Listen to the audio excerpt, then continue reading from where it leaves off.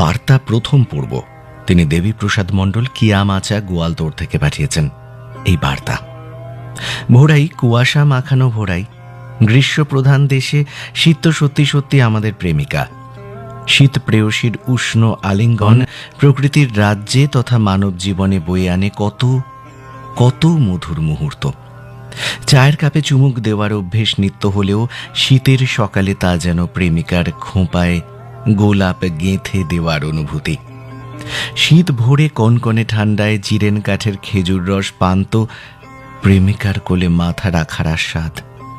নলেন গুড়ের পায়েস শীত প্রেমের প্রথম প্রতিশ্রুতি। বনভোজনের আনন্দ উচ্ছ্বাস বাঁধা ধরা জীবনের মাঝে প্রেমিকার নতুন রূপ খুঁজে পাওয়ার মতো। শীত প্রেমের আনন্দ কানন সেজে ওঠে প্রিয়তমার অধর ওষ্ঠের ন্যায় রংবাহারি ফুলের মেলায়।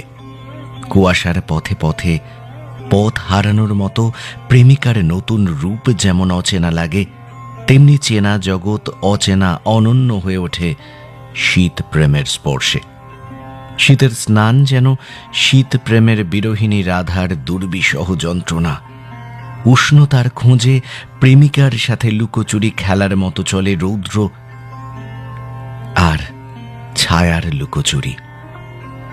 শীত দুপুরে আলসে ঘুম প্রেমিকার সাথে কথার খেলাপ।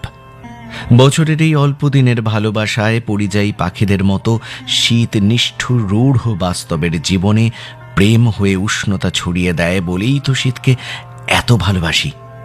উত্তরে হিমেল হাওয়া শুষ্কতার ক্ষতটা বাড়িয়ে দেয় ঠিকই, তবুও শীতের প্রেম প্রেমিকার সাথে ছোটখাটো খুনসুটির মতো পাত্তা না দেওয়ার ব্যাপার।